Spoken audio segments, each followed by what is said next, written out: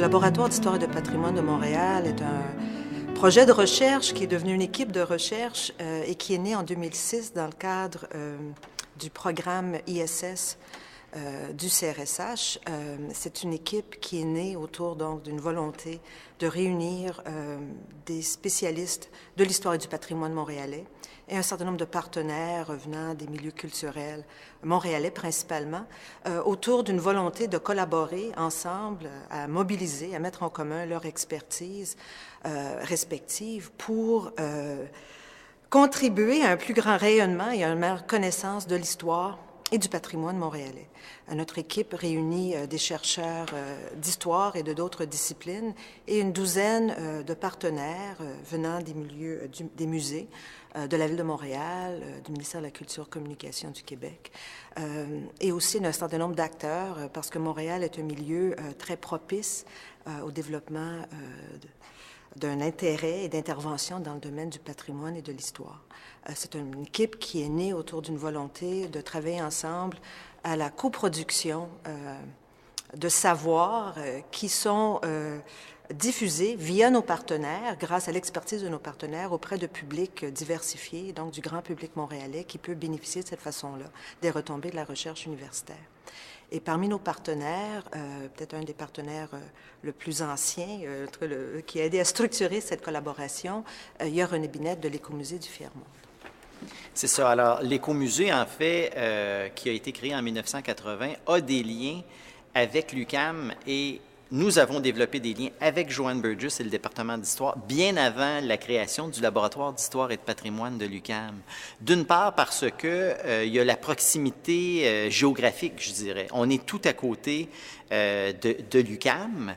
Il y a des liens qui se sont créés et aussi à cause de la mission spécifique de l'UQAM qui a toujours vu le service aux collectivités, qui a d'ailleurs une politique de service aux collectivités dans la mission de l'UQAM, la question de aider les collectivités, c'est quelque chose qui est comme inscrit dans son code génétique, si je peux dire. Alors donc, il y a des liens qui se sont créés dès le tout début de l'Écomusée du Fier-Monde.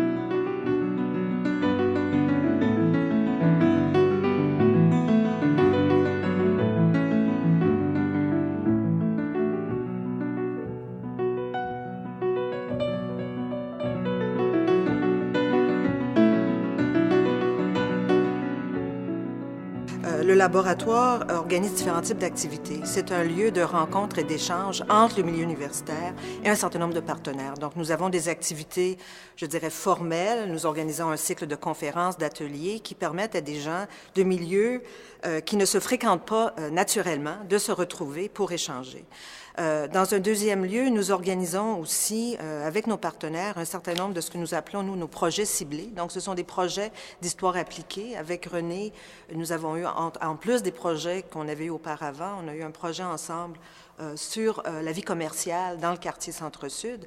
Avec d'autres partenaires, ce sont d'autres types de projets. Donc, chaque fois, il s'agit d'identifier un intérêt de recherche, de diffusion du partenaire, qui puisse s'arrimer à une expertise au sein de l'équipe professorale pour définir ensemble un projet concret, un projet appliqué auquel nous collaborons, auquel des étudiants qui font des stages, qui sont embauchés comme assistants de recherche peuvent collaborer et qui donnent lieu à un produit soit diffusé via le web, via une publication, via une expo, qui rejoint un public plus vaste et qui s'inscrit à ce moment-là dans la mission de l'organisme. Donc, ce que nous cherchons à faire, c'est d'être un lieu qui facilite et qui fait la promotion des échanges, des rencontres, des échanges d'expertise, de discussions sur nos besoins respectifs, mais qui débouche aussi sur des collaborations, des formes de coproduction qui sont à ce moment-là utiles aux collaborateurs, qui profitent, qui donnent une autre fenêtre, une autre occasion de visibilité pour la recherche et l'expertise universitaire, professorale ou celle des étudiants qu'on est en train de former également. Donc, dans ce sens-là, il y a une mobilisation dans les modalités, dans la nature des produits et je pense dans le type de relation à long terme qui peut s'établir. Le mot de coproduction, je l'aime bien, c'est ça. C'est-à-dire qu'il y a un échange entre les chercheurs, Joanne, puis évidemment ses assistants de recherche, et l'équipe interne ici sur qu'est-ce que c'est nos besoins, bien sûr, mais en même temps sur la définition du projet lui-même. Parce que nous, on peut avoir comme des idées, des besoins, mais les connaissances, l'expertise qu'amènent les profs de l'UQAM, Joanne dans ce cas-ci, à l'intérieur d'un projet, bien, ça nous permet de mettre les choses plus en perspective bon, quel est l'état de la recherche exactement au moment où on se parle, qu'est-ce qui est novateur, hein?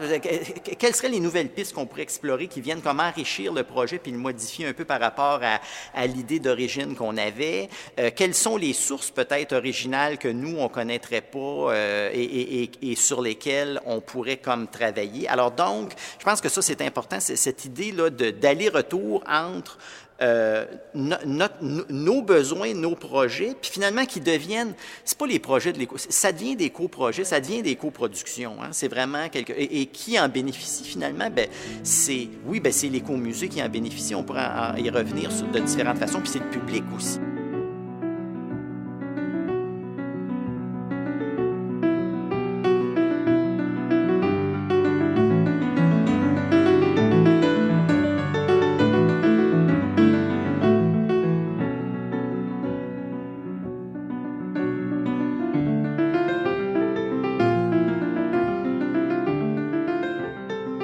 Je pense que c'est des relations de famille parce que René et moi et l'Écomusée et l'équipe, nous avons travaillé dans la longue durée. Je dirais, l'Écomusée est un partenaire vraiment exceptionnel parce que nous nous connaissons, nous avons collaboré depuis très, très longtemps et je dirais une synergie qui est vraiment exceptionnelle. Donc moi, je vois ça presque comme, ça semble un peu banal, mais comme des relations de famille dans la mesure où il y a une aise, il y a une facilité dans les échanges et dans les collaborations.